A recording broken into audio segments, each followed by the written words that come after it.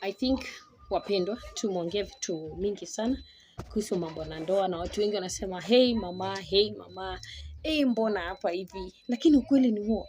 Wapendwa, tuongelezane ukweli, tusidanganyane. Mambo kudanganyana hiyo enzi ilipita. Kwa kweli, kusema kweli, sisi familia zetu ama wazazi wetu wamevumilia, lakini kizazi, maandiko inasema ni kizazi kigumu, kiburi, akisikia akitii na akitaki kuambiwa. Na ndio maana pia ubishi inatokea kwa mambo ya kuambiwa kweli. Hakika 1 Corinthians 7 imeongea tu vizuri sana, ikasema kwa sababu ya zina, inaanza na kusema tumeandikia. Hiyo ni waraka ambao Paulo alikuwa anaandikia wanafunzi watumishi wa Mungu. Kwa nini alisema hivyo? Na wakati haya maneno anazungumza ilisaidia. Ukisoma 1 Corinthians 7:2 inaongelea kuhusu na mke ama mume asimguze mtu mwingine ama mke mwingine pasipo wake. Hello, I hope tunapatana sasa. Ukisoma pale utanipata vizuri, na tukienda na wewe tumeanza tukiendelea utanipata vizuri sana. Mambo ya kunyimana imefanya usherati umejaa. Mambo ya watu kutoelewana kwa ndoa imefanya ndoa hazikai. Na kwa sababu gani ndoa hazikai? Sababu mtu hataki kusikia mwingine. Umebeba kiburi cha kwetu, mimi nimebeba kiburi cha kwetu, nani atasikiza mwingine? Lazima ukisoma Mithali 15 inasemaje ama 16, jawabu la upole hugeuza hasira. Lakini sisi Gen Z, hii kizazi chetu hakisikii, hakiambiwi, mtu hataki kuambiwa. Unaniambia kama nani? Kama nani? Umesahau mwanzo ni wewe mwenyewe ukafanya na wewe ukaitika, ukaangalia ukakonfirm alikuwa mimi ama alikuwa mtu mwingine. Si kwanza kama ulijua hauta manage, haungeingia pale.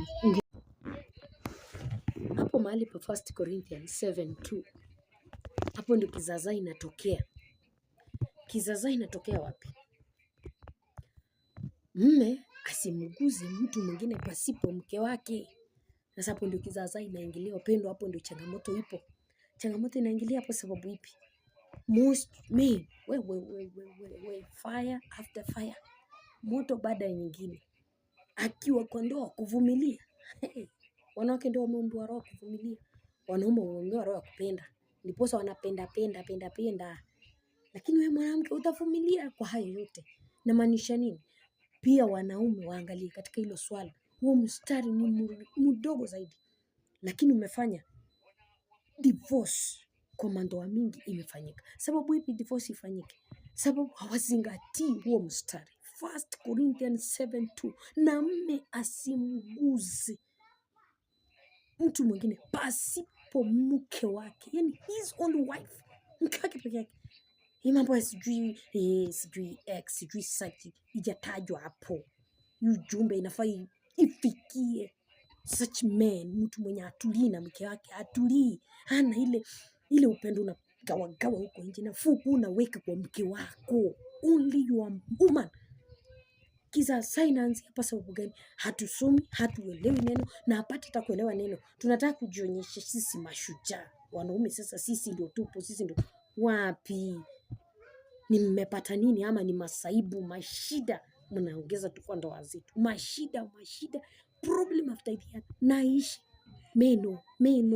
I'm speaking to you, all men outside there.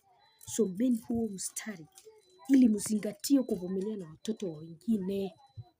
Ujumbe ni 1 Corinthians 7.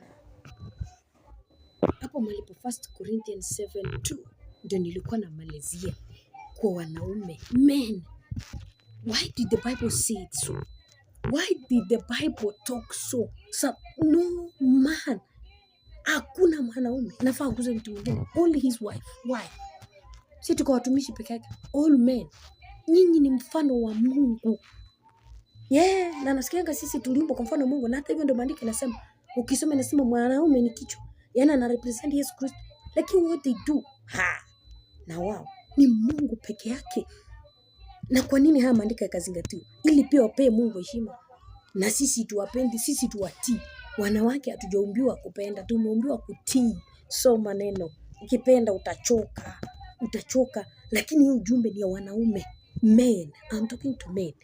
Mnafanya dunia wanawake wameita men dogs. Why are they calling you dogs? You deserve to be called dogs. Why?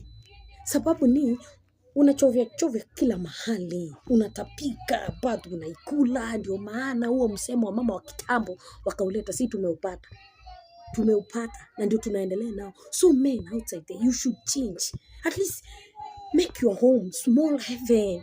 Jaribuni kutengeneza manyumbani kwenu uzuri. Si ni watu wa kulea, mkituletea tukinenepa na nyinyi kuleta na kututunza. Sio kuangalia vile vimetengenezwa vizuri ndio mnataka kungana. Tengeneza hicho chako chenye hakina mbele wala nyuma, kilainishe, kiwe smart. Mtu pia aangalia aone lakini unamwambia wewe, this is my property. Don't try. Men outside there. Na hapa huu mstari 1 Corinthians 2:2. Jaribuni ku maintain. Try. Jaribu kwambia mkangu nataka hivi.